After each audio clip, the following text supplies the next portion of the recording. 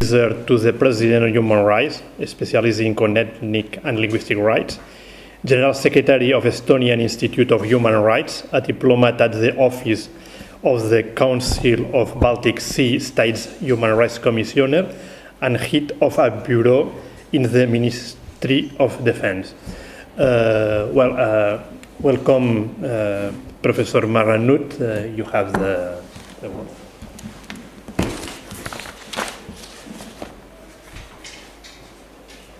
It's a privilege to be here and to talk about the case of Estonia. In Estonia, threats and challenges of English and the Russophone community.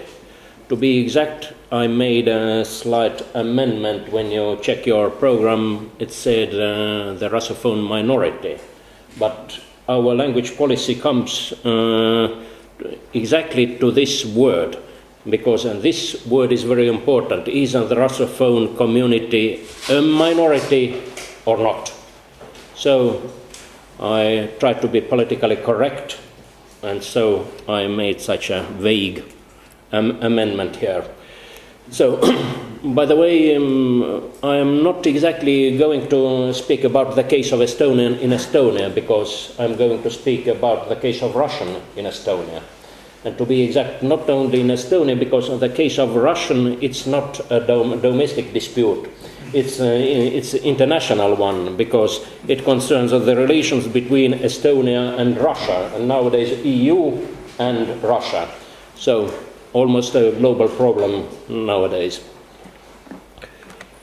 So I'm going to speak very briefly about Estonian history and social linguistic situation, then about language policy structure, language policy in Estonia, legal structure and management, dimensions of language policy, corpus status, language policy in education, also language technology, and then observance, supervision, inspection, and the dispute over this Estonian-Russian language conflict from various international organizations, comments, and also some domestic issues. What is interesting about Estonian social linguistic situation is, first of all, we have got such a very nice U-turn in Estonian language status. In the 20th century, Estonia has been twice on the level of the low version of a diglossia, and twice on the high level of diglossia. So Estonia has been down, then up, then down, and up again. So like American mountains. So legal environment. What is interesting about this? We had this 51-year occupation inside the Soviet Union, and so this has legal impact on citizenship and on other legal acts. So size is important. In order to get immediate results, one has to be small as possible. Then we can make immediate results. So Estonian is modest in size, so it suits well. So, what is also important is impact of attitudinal delay. We can change everything objectively, but we can't change minds of the people as quickly as we change legal environment. So, it takes time. People learn only at school. When they get bad marks there, it's a nice incentive to push forward. No marks are given to people when they are adults already. So we can't push them to learn or to take new ideas on board. So we have phenomena of linguistic imperialism, like Robert Philipson or Skutnak-Kangas would call it, pressure from the neighboring Russia under the guise of human rights protection of Russian co-inhabitants or sootechestveniki. And I would say Estonian is very similar in its position when compared to Catalan. So it's also in this position of being a global language, as Professor Bastardas has put it. So it's a map of Estonia. To the east is Russia. So what's important is we had a crusade to Estonia. After that, Estonia was Christianized. Before that, there were just tribal dialects there. To be exact, there were two languages there, North Estonian, South Estonian, but it's historical linguistics. By the way, there is one Estonian word in the Bible, and it's in the book of Hezekiah, when there is a vision in the year 593 before Christ. Hezekiah saw a vision of all these wheels going around, and in the center of these wheels was Estonian word. Yeah, and it was Shmal, in Estonian Helmes, and it this was translated into Greek as Electra now, and now it's Hashmol in Jewish, meaning electricity. But it comes down from the western coast of Estonia, and how is the word in English? One can find it in the sea, and it has one can burn it. Amber? Amber, yeah. So in the center of the wheel was amber. Yeah, there was this crusade, then it was occupied by the Livonian order, and the language used there was Low German. This was the official language, though, of course, papers were written in Latin. Then came Swedes with their language, though most of the work was done in German then Baltic-Landesstaat time, when it was under Tsarist Russia, but nevertheless everybody in the elite spoke German. Bible translated to Estonian in the 18th century. And then in 19th century there were three local languages which were almost on the same level. In Estonia, then Republic of Estonia, Estonian as official language, there were minority languages, Germans, Russians, Jews, Swedes, also to the south Latvians, and during this time Estonians made up 88%, Russians made up, they were rural ones by the way, made up 9%, and then others. After the Second World War, Estonians made up 97%, and non-Estonians, whoever they were, made up lesser than 3%. And by the way, up till the Second World War, the first foreign language in Estonian, almost everybody knew to some extent, was German. So, Soviet occupation, we started with 97% of Estonians, ended up with 61.5% of Estonians. So, what it meant, it was a language policy with no rules, meaning asymmetrical bilingualism. It was, Russian was the second native language, it was very ideological postulated. It became, we could say, the majority language, though minority spoke it, and there was no need to learn Estonian because you had to speak Russian. So, change of population structure, and this is just for legal background, violation of the Geneva Convention, you can't in-migrate people there, and also Convention of Genocide because people were deported to Siberia in several waves. So at the end, in 1989, ethnic population chart looks very different from 50 years back. So Estonians made just bare 60%. So what happened then? Non-Estonians, to be exact, Russians had higher salary, better housing conditions. Houses were not bought during socialism. Houses were given. So, and so it happened that Russians were better off in Estonia. When Gorbachev's perestroika started, some democratic movements, then everything changed. Language Act was drafted and adopted. So it was transitional. We can't change abrupt changes because there were just almost 40% of the population who didn't speak Estonian. So Estonian was made the official language, But on the individual level, there was bilingualism. Everybody had to respond also in Estonian and also in Russian. No ethnic preferences. One could not speak about ethnicity anymore, at least on the legal level. Then important was that several other programs for other minority groups, for Ukrainians, Belarusians, Tatars, Azerbaijanis and others, because most linguistic rights were lost by non-Estonians and non-Russians. They had almost no rights, no educational rights or whatever. So language policy was focused on short-term programs to make language visible, to create such public attitude that Estonian is the most important language. To be exact, it affected just 12% of the population of Russian population, so not much. So some data here,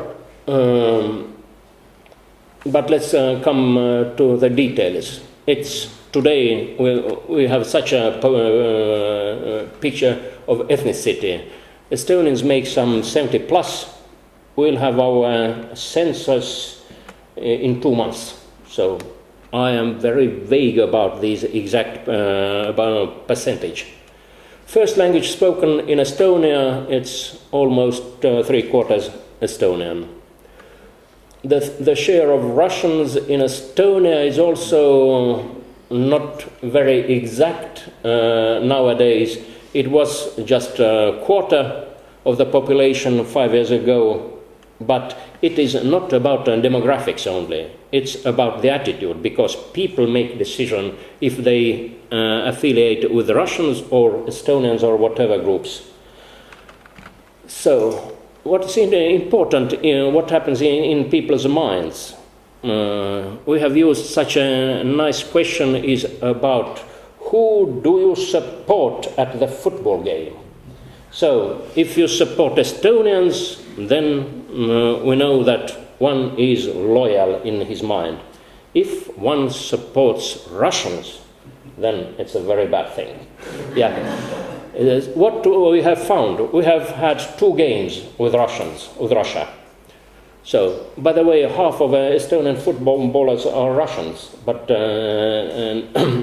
they are considered to be very honest Estonians. Most of those people who lived in the capital and around it, they are for Estonia. But those who live just near to the border of Russia, their majority is against Estonia. This is on the picture. Russians gradually turn into immigrant minority. Over 2/3 of ethnic Russians speak Estonians already. Then the territorial location of non-Estonians. Half of non-Estonians live around the capital, and 1/3 lives near the border. So, and it's marginal number of Russians living elsewhere. So what we see is average salary of Russian speakers is lower starting from 1992. Before that, average salary of Russians was higher. Then they are overrepresented in prisons for several times. They are overrepresented among unemployed people. They are more homeless. They have more AIDS. They even get to traffic accidents more often. So it's such interesting statistics. And also attitudes differ. First of all, attitudes towards NATO. So NATO is our ally, Estonia belongs to NATO. Russians think it differently. The same is about Russia's foreign policy. We take it that it's not our own policy. Many Russians living in Estonia think that it's the policy that suits them best. And also all those historical events and celebrations of historical events, like even Victory Day concerning the Second World War, and also even such thing as when our new year starts. Is it according to Moscow time or is it according to Tallinn time? Because the difference is in 2 hours. So, and one can see who is loyal and who is not, because all these rockets sent to the sky, then is it 2 hours earlier or in exact time? So, Estonian language speakers 20 years back, we can see that just 63% non-Estonian speakers. Nowadays, there is a difference. So here we see where people speaking no Estonian live. First of all, it's the eastern border with Russia, and then up to the north in the center, we can see around Tallinn the same picture. So I'm not going to in detail. One reason why this language picture changes is that there are less births among Russians. So, and the second, what we can see, that in the elite there are most Estonians. Russians belong to blue-collar group, Estonians belong to white-collar group. So, who is best off in Estonia? There are 4 groups. Estonians are the first one, Estonian citizens, Russians, the second group. Then stateless and Russian citizens. And we can see that if one has less red and less green, meaning that poverty or almost poor, then the best one is not the first group, but the second group, Estonian citizens, Russians. And why is it so? Because they are much younger in average. And this is the reason. Not so many retired people and so.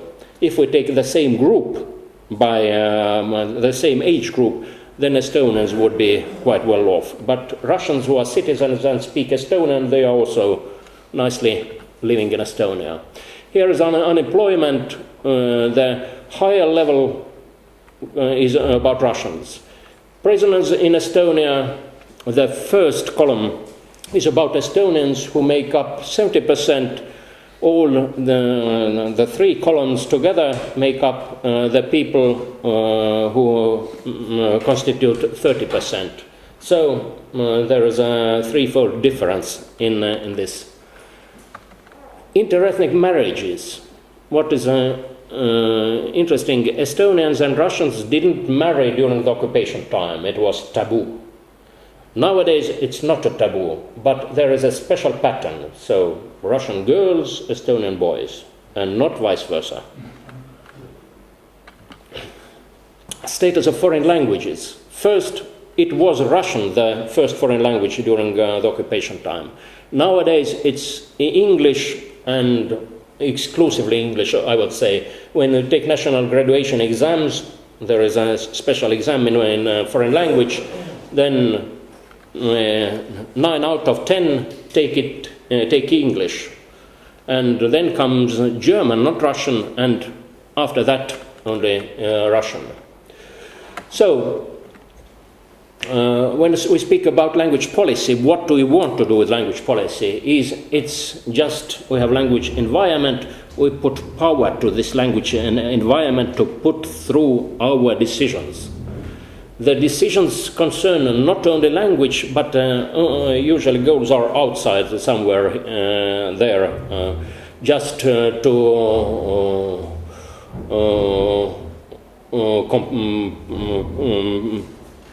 be more competitive or have more resources or more security, more information, more entertainment and so on. Goals lie outside language policy. So the conflict is not between languages, but between the speakers of the languages concerned. So now we come to language policy per se. So when we want to have an efficient language policy, we must put up a fence, meaning offense and defense. 2 fences, yeah. And first it is about security. We must secure our language, our sustainable development. First, territorial insecurity means that there might be some traditional minority. We have to work out relations with this traditional minority. Usually they live separately somewhere in the rural areas. Then the second option is that we have to be ready for social insecurity, social threats, meaning that there might be immigrant groups, but these immigrant groups don't live somewhere in the rural areas. They usually live inside our community. So we have to solve the problem differently. And the last one is when we have to deal with international languages. So we can't put some fence up, some physical fence up against international languages, because they still come in because of virtual environment, meaning through channels and entertainment and songs and internet and so on. Like English is coming to live among us. There might be no Englishman nearby, but nevertheless, we all speak English. So we have to be ready for it. And this is this defense line. Offense line is how to put power into our plans. So I have used 4 dimensions of language planning like other scholars have done it. First of all, status planning, making right choices, right regulations. Corpus planning, producing quality language, just putting up a literary norm and establishing it and securing that everybody uses it. Then acquisition planning, meaning that the next generation who comes in should learn the language and the literary norm. And technological support, it secures that our language will be technologically supported. There should be no technological discrimination. We should be able to speak to our fridge or coffee pot or whatever in the future. And so our language community must be ready. By the way, nowadays there are just less than 100 languages that are ready for it. There is one piece of research by Stephen Crowell, who found out that only 40 languages fall into the group of which have this IT survival kit. There were several indicators for it. Language policy in Estonia. First of all, we have constitutional right Estonian as the national, or to be more exact, also official language. Then we had transitional language law. After that came the real language law. This transitional language law did not fit into the clauses of constitution. We had to rearrange our language law. So it's this legal part of it. Then we have these governmental decisions for the future, programs, strategies, and so on, such documents that are usually adopted by the government, but they are not laws. Sometimes our parliament just takes these for looking, but no decision is made, because these are governmental programs. And besides this, we have financial incentive programs. These are national elaboration programs for terminology, for language technology, and for corpus projects, various dictionaries and whatever. So, just putting money into the field. Current language legislation in Estonia covers all 4 language planning dimensions. Contains altogether over 400 legislative documents. I'm not going to speak about all these 400 here. There are some documents about, for example, how much language should a dentist know, for example, or something like that. So then we have just brand new Language Act, which, as a matter of fact, is the same old 1995 Language Act, but it is just rearranged a little bit.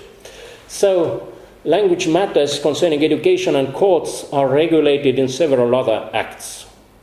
Also, several other issues concerning corpus, for example, names, are regulated elsewhere, though they are just named in the Language Act. And some domains are not legally regulated, like terminological elaboration. There are only economic incentives, but there is no law. So, Constitution of Estonia provides foundation for our language policy. Estonia as a nation state and politically unitary state. There can't be no ethnic districts inside Estonia. Liaison with the norms of international law, meaning primacy of international law over domestic, introduces basic language regulation principles, national language, territorial autonomy, cultural autonomy, further elaborated in lower legal acts, and introduces fundamental human rights. Estonia has acceded to main international human rights instruments and also to the Framework Convention for the Protection of National Minorities. Estonia is also a member state of OSCE, meaning that it is politically bound, not legally bound, but politically bound by the standards of human dimension and recommendations by HCNM. Estonia has discussed this European Charter for Regional and Minority Languages, however, has found this to be irrelevant to Estonia, as most of the issues there concern traditional minorities only. So, about this recent Language Act, it's almost the same as 1995, only some articles have changed places, so there has been minor work, but not much. So enhances clarity and logic, because there were 17 amendments there, over half of the text. Regulates mainly status. Corpus is regulated in 4 articles, technology in 2, acquisition, meaning proficiency and assessment of proficiency, in 9. And minor changes in content. So we have Estonian Language Board that should advise. So no legal power, but just counseling. And there is obligation of our parliament to listen to what this Estonian Language Board thinks or says. Just once in 2 years. We wanted them to listen us once a year, but it was too much. So, Language Act, the purpose is to develop, preserve, protect, ensure. So, regulating Estonian language and foreign languages, including minority languages. So, requirements for proficiency and also supervision mechanism provided. So, what's interesting is that we are trying to constrain our language policy activities in our law. So, putting our fingers into the drawer, in some sense, I would say. So, we can just do something about language only when it concerns public safety, public order, public administration, education, health, consumer protection, and occupational safety, and no other instances. For example, symbolic function is out of it. We can't say that oath should be read in Estonian because it's not public safety. So it's a tricky clause. And the clause was introduced by OSCE High Commissioner on National Minorities in 2001. And so it was just before the accession of Estonia to the European Union. So it was either this clause into the law or will stay outside the European Union. So we thought that let's put the clause in. It's better to be inside the European Union. So if this would be used, the same mechanism would be used, for example, in economy, Europe couldn't save the banks here, because saving banks is not about public safety or public order or public administration or education or health or anything else. So in other domains, this principle is not used, definitely. So governments take action in private sphere whenever they think that they must regulate the balance inside society. It's this Tomaszewski's principle, that the state must act as some sort of balance maker. So we have the security measure taken from European Charter of Regional and Minority Languages, and what is regulated then about the official language? It's the language of public administration, language of service of command of the army, language in pre-trial proceedings and judicial proceedings to some extent. I mentioned that most of our inmates are non-Estonians, meaning that courts in majority have to deal with non-Estonian speakers. So in some cases the courts operate in Russian. So issues regulated language of reporting, meaning all those tax office documents and language of informations, public events, consumer information, signs, advertisements, language of broadcasts, language of contracts, saying that one have, if there is no agreement of the language of the contract, then it must be in Estonian, nothing more. It can be in whatever language. Language of names, language of web pages, also saying that there must be at least some sentences in Estonian, nothing more. So what is important is Estonian literary standard is established there. Before that it was on the level of regulation. Now it's above, it's in the law. And it means that governmental authorities have to use it, also notaries and bailiffs and Estonian Bank and so on has to use this Estonian literary standard. For others, it's just good practice of the use of language. There were several court cases. There was a case where the language of the article in our national daily was far from perfect, some 20 mistakes or so, and so the daily said that it has the right to write with mistakes and errors. And so the court acquitted the newspaper, saying that it's not governmental business to check the language of newspapers.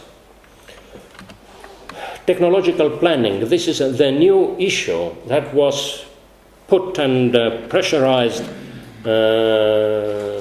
into the law, but it has very vague content.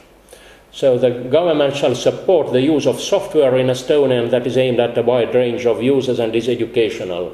The idea is that if government money is used for buying software, it should be Estonian version if it's available.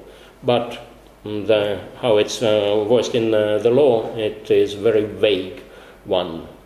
So there is no obligation of language technology supported translation, meaning that we have all these voice recognition and translation programs available, but there is no legal pressure to use them. So very often Finnish programs are used in the Estonian language, because languages are very similar. So for voice recognition, Finnish is good enough. And Finnish ones are much cheaper. So this is another reason.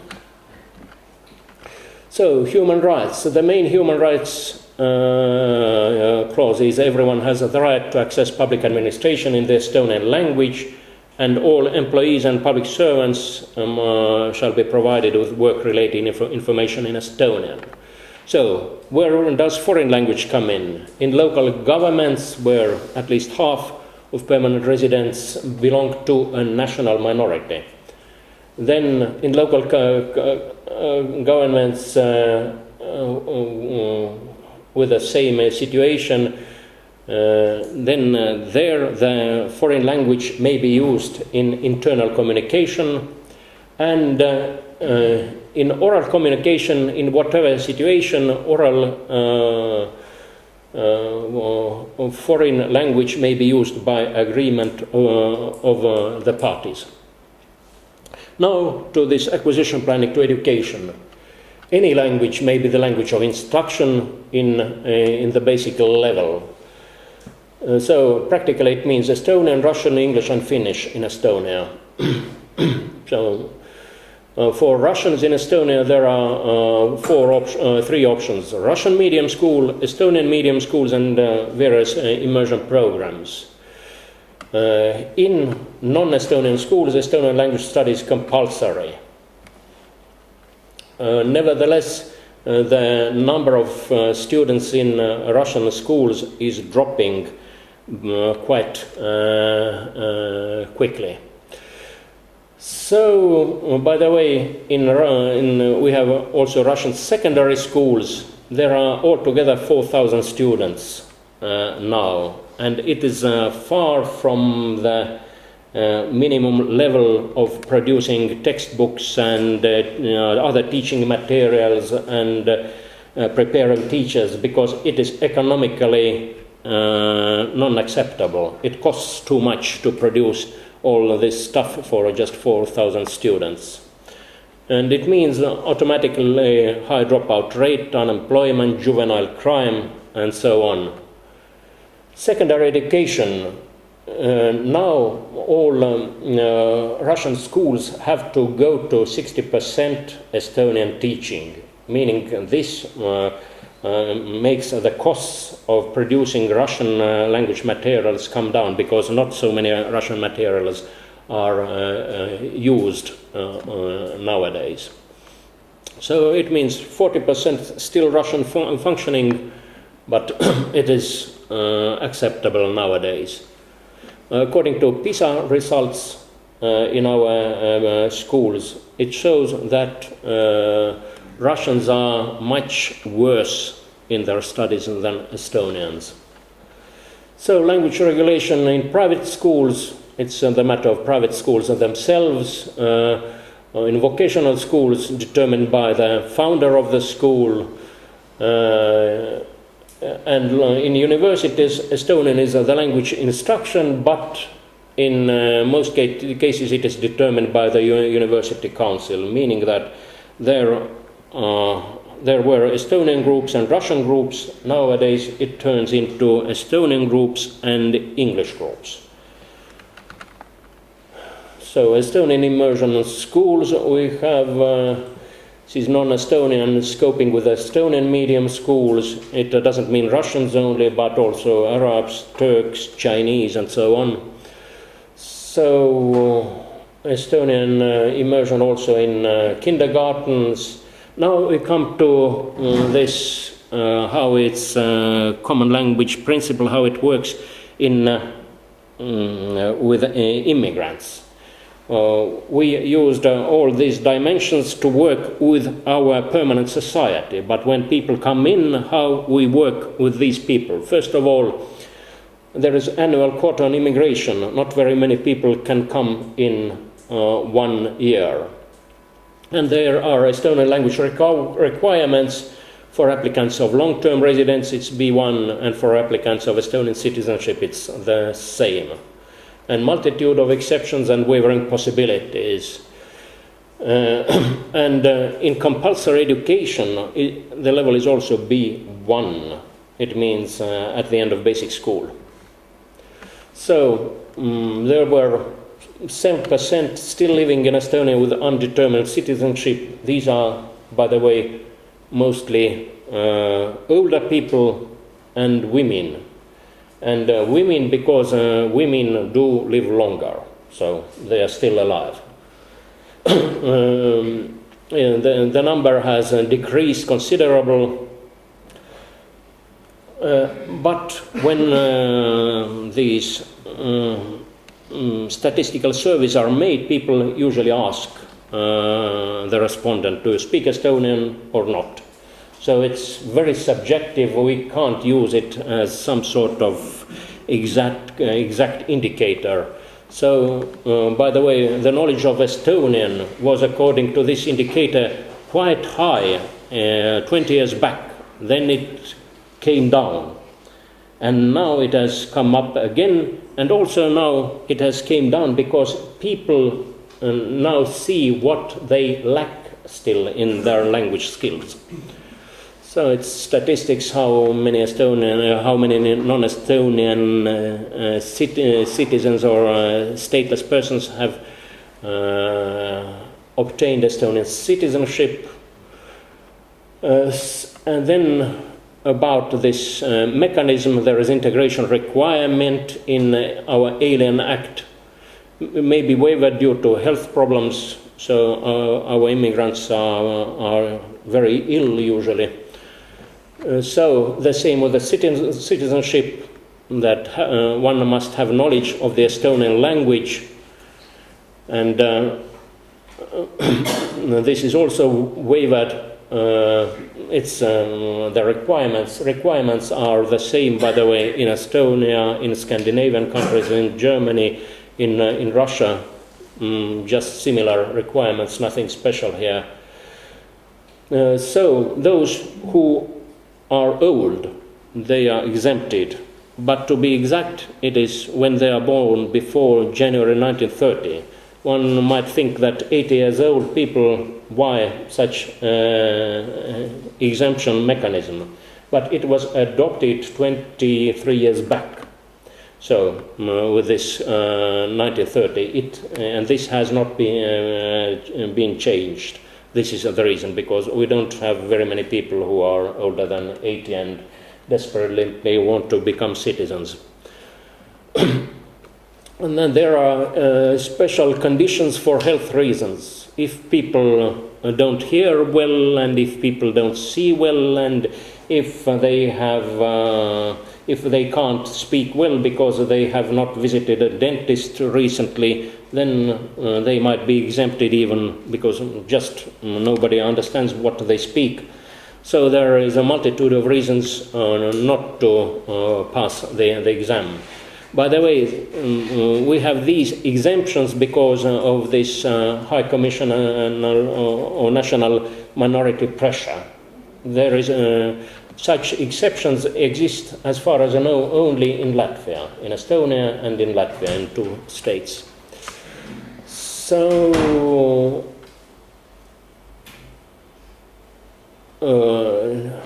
it belongs to the education part. Schools are required to organize the study of language and culture, 2 lessons a week, if 10 pupils of the same school want it. What is interesting, we do have Ukrainians, and we have Belarusians, and we have Kazakhs and Tatars and Azerbaijanis and whoever, but who have requested it are Italians and also other Western European citizens. So supervision and inspection.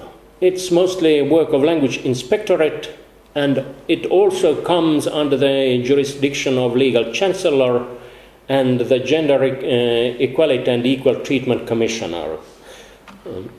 So language inspectorate carries out state supervision, applies state authority as foreseen by the law. There are some 2,500 cases of violation abruptly every year, where they just do something. 500 fines are issued annually. Chancellor of Justice is guardian of constitutionality, protector of fundamental rights, and functions as ombudsman. So he also receives 2 or 3 complaints a year. Usually these are ungrounded. there was one more interesting case with the unemployment board, because unemployment board provided gratis courses in bookkeeping, but only in Estonian, and Russians protested that they need the course also in Russian. So this is the case. So, competence of the Gender Equality and Equal Treatment Commissioner. These are very different domains put together under one institutional structure. And as a matter of fact, there are almost no cases of equal treatment concerning language. There have been 2 or 3 cases per year, not more, and up till now all have been ungrounded. And there are hundreds of cases concerning gender equality, so almost no work here. So, implementation of measures for language normalization was slowed down by Estonia's accession and Estonia's intent to accede to international governmental organizations such as NATO and European Union. Before that, there was Estonian Language Board with just